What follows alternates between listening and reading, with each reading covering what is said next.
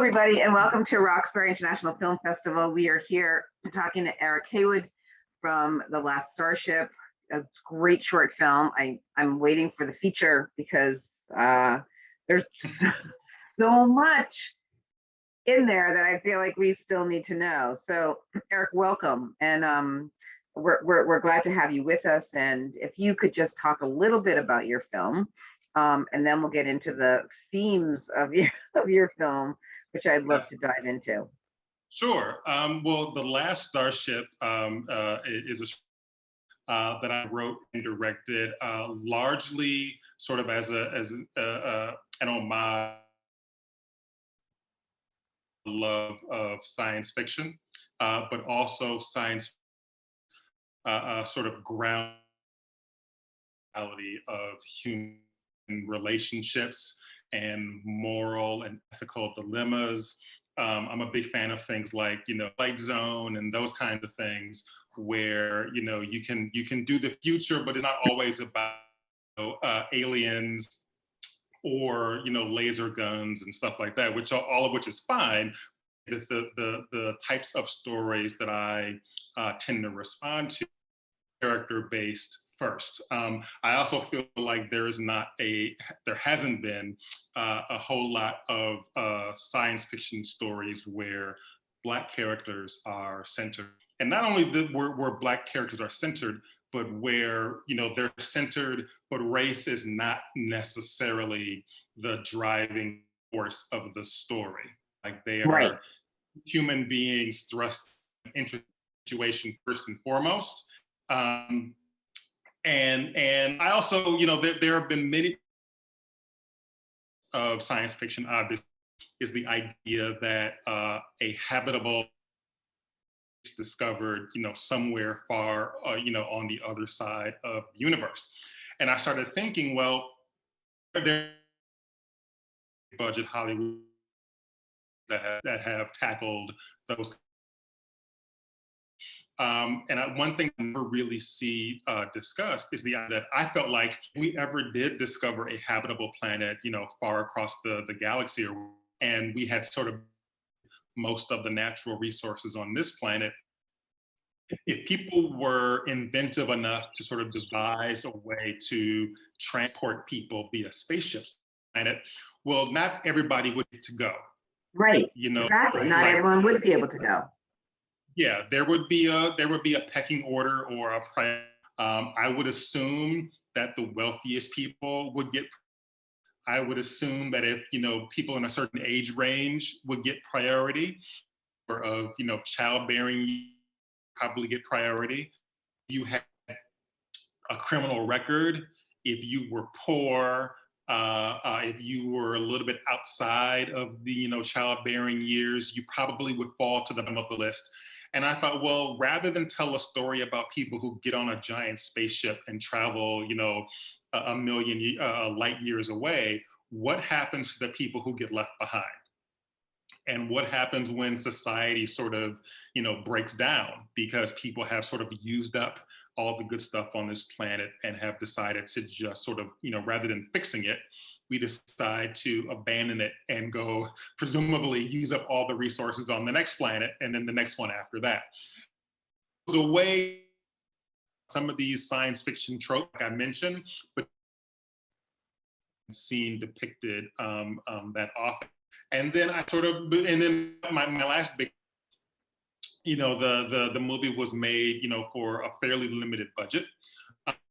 Like how can I tell a science fiction story that feels big in scope, doesn't really have a very big cast and has, very few locations.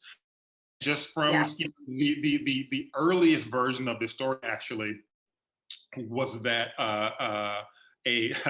this feels a little bit eerie in hindsight, but the earliest version of going back like 3 or 4 years was going to be that there had been a virus that had decimated the population. And then people had fled from all the major cities and hit out to sort of wrap up. And then just through the development of the story, I realized like it felt like it worked better as a science fiction story.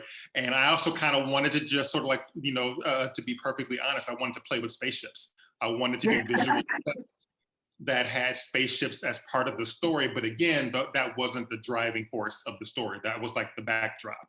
I wanted you to invest in the characters and the relationships. And then, just sort of thinking about the idea of people getting left behind, it just seemed like a perfect setup for some kind of moral or ethical dilemma. Like, what happens when, you get the opportunity to hitch a ride and escape this planet, but leaving helped you come across that solution. And then I sort of like built the conflict between the mother and son, and then the story sort of what it became. Yeah. I mean, the thing is that there are more and more science fiction films being made by Black directors, by Black writers, and we had this conversation a couple of days ago about more and more Black writers getting into this realm and wondering if it's because we want to see ourselves and create a space for ourselves in a different universe where we're welcome, where we feel comfortable. So is part of that, like, was any of that triggered by what's been happening over the last 4 years, the last 2 years, Black Lives Matter, that you might honestly, create an alternate universe? Honestly, I finished the film a couple of years ago. So this was pre-pandemic. This was George Floyd. So those, I to be honest, those things specifically were not at the forefront of my mind, but just sort of like, even though, those,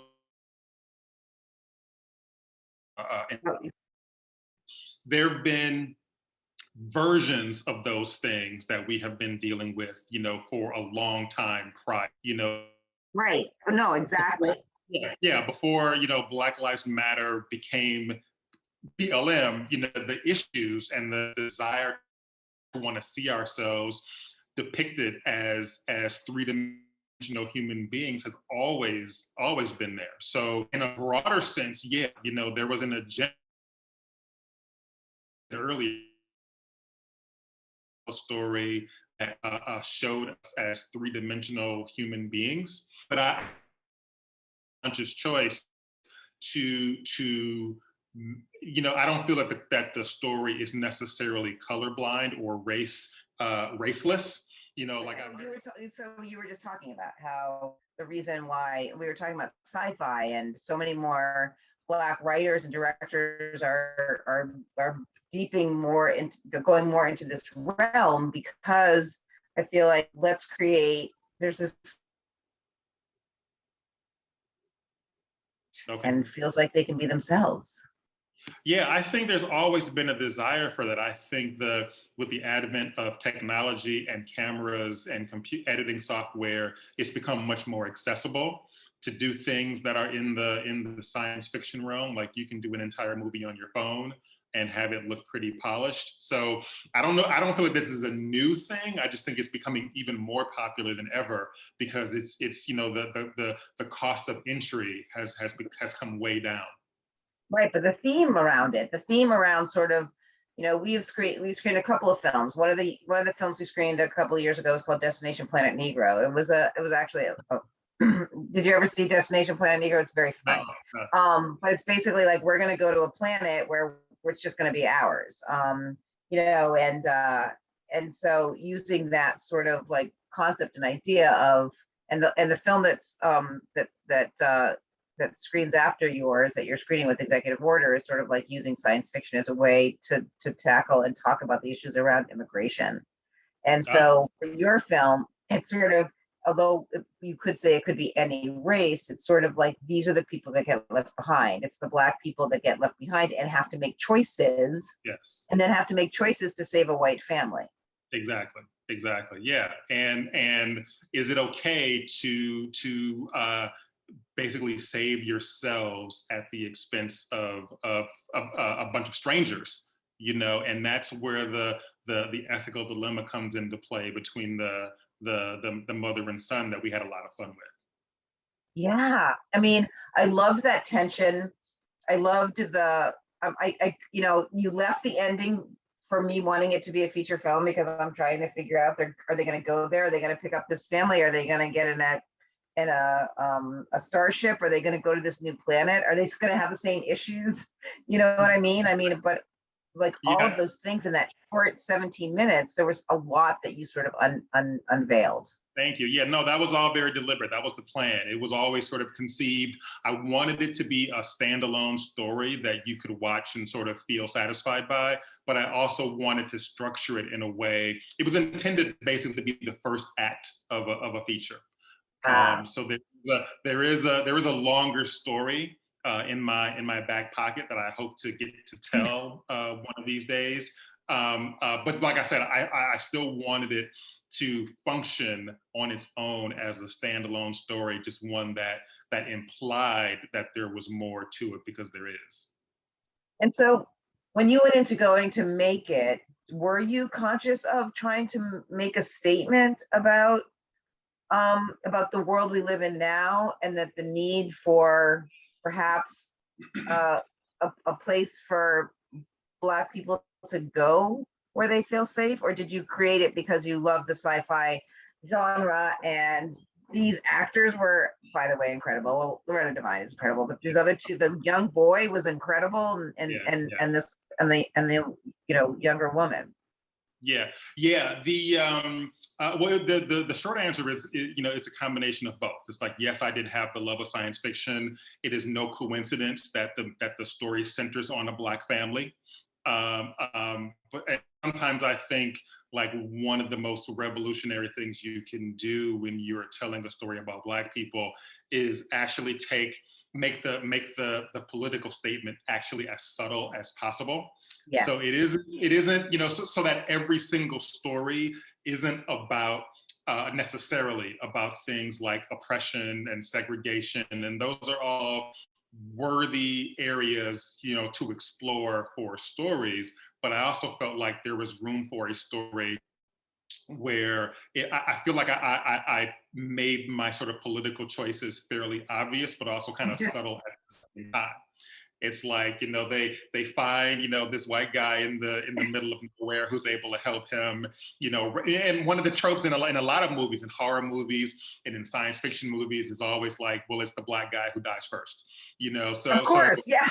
And in so science fiction, right? It's like Galaxy Quest right. was like, yeah, Exactly. like Yes. yeah, So I did, I wanted to turn that upside down on his head, but not do it in a way where I kind of like hit you over the head with the message. It's right. just sort of woven into the story, hopefully, somewhat in a subtle fashion, so that you're just enjoying a story first and foremost. And then hopefully, the more you think about it, you realize there are these little messages that are kind of embedded in it that are a little bit different than most of the ways that we get depicted in movies in general, but in sci-fi movies in particular.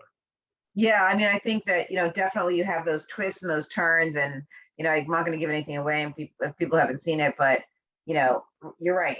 It's like you made a choice for this family to survive, and then we don't know quite what's going to happen as they're moving down the road, and Right, you can make your own assumptions about whether or not this family is going to choose to save themselves and go, or to stay. But you're right. still wrestling. You put a lot of things in there about age, about race, about you know, saviors. And here it's like the Black family that's going to be the savior. Exactly, exactly. And it was a lot of fun to be able to tackle those things. So yeah, I was a writer on the TV show Empire for the first four Oh, seasons of that show. That's where I met Grace Byers, who plays the lead. And in the time that I worked on the show, I got to watch Grace work up close. And I mhm. realized that, everything that we, the writers, asked her to do, she was able to do perfectly. Like if you needed her Yeah. to be funny, she could be funny. If you needed her to be dramatic, she can be dramatic. If you needed her to be sexy, she could bring that too. And I felt like, like I wanted to write a vehicle. I wrote the role of Claire with her in mind. Wow. And Yeah. I was so sort of I was so attached to her, to the idea of her playing the role, that I basically had decided that if she either didn't want to do it or wasn't available to do it, then I probably wouldn't have made the film. I didn't want to just go Wow. and get anybody else. Well, I mean, it's So so, one day go ahead. so I was going to say, one day I called her and I said, I have this little thing I'm doing. I don't have any money, but I wrote it with you in mind. You know, if you don't want to do it, no hard feelings, but would you at least read it? And she said, of course. And, you know, long story short, she read it. She said, I love it. When are we doing it? And I had picked, we shot the movie in 3 days. We shot it over a 3-day weekend. Wow. And one of the things you have to do when you're dealing, you know, as I'm sure you know, when you're dealing with, you know, very low budget productions, sometimes you have to just you have to put the cart before the horse and make certain decisions and hope that it all works out. And in this case, I picked my shoot dates before I ever talked to Grace. Any And of them. Yes. this is going to be the day we have to find the crew, we got to find the cast, we got to find the location. And I crossed my fingers that it would all work out. And it just turned out that specific 3-day weekend, I told Grace the days that I was planning to shoot, and it was a Friday, Saturday, Sunday, and she was planning on being out of town and was returning to Los Angeles that Thursday, and then was leaving again out of town to go shoot some other movie that Monday. So she specifically had those 3 days open, and Wow, that is just so serendipitous. Yeah, it could not have lined up any better. So once I had her locked in, I hired a casting director, and we went after the rest of the cast, and everybody who read it was on board. Yeah, no, it really, you know, views, and it watches as an ensemble piece, and that's really great. So so the thoughts are, it will be a feature. So what do you think your time frame or your thought process is around that, as you're also working, you know, a job and Yeah, you know, it depends. I'm actually a working TV writer, so it's like one of the things that I've learned over the years is, especially when it comes to movies, it's very hard to control the time frame of things. I've actually pitched it to a couple of producers, the feature version, and I have a couple of more pitch meetings lined up. So I'm hoping that I will get a bite. It's sort of, you know, when you're pitching things and you're trying to get people on board for a, you know, sort of big budget version, you're a little bit yes. Beholden to other people's schedule and how fast they're willing to move. So you can't get too married to the idea. This is the opposite of doing a short. You can't just say, I'm doing the for 2022 and I need $10 million and I'm going to make it happen. It's just like when you're looking for large sums of money and big name actors in a longer shooting schedule, you kind of have to keep on chipping away at it until all the elements kind of line up. So I don't have I say all that to say I don't have a specific time frame, but I'm confident that it's going to happen when it's supposed to happen. Yeah, it's totally in the works. I am so looking forward to that, because the way you set this up in your short piece, and you're right, it is a standalone. I want more of it. I love this little boy. He's really talented. Grace is awesome, and Loretta, and I mean, there's so many possibilities that you can go with this, that I'm definitely, I think all of us who were on the committee to watch this film and to have it be part of the festival is really excited about your work and about this, and the writing is just beautiful. Thank you. So we feel really great that you're here, that you're at RoxFilm, and anything we can do, we'll continue to follow you and the work that you're doing. But really kudos, because it's not easy to make a short and have it the beginning, middle, and end, and really concise and compact, and tell this great story, and then leave us wanting to have more. And that's what this film did. And it's just really beautiful. Thank you. It's an honor to be a part of the festival. So I appreciate the opportunity to screen it for everybody. Sure. And we will definitely keep in touch, and we're going to be watching you, because I think, you know, and even if it's a year from now or 2 years from now, we definitely want to premiere that at our festival. Oh, perfect. Well, then we'll pick up this conversation when the time comes. All right. Thank you so much, Eric. I so appreciate your time. No problem. Thank you, Lisa. All right. Take care. All right. Bye. Take care.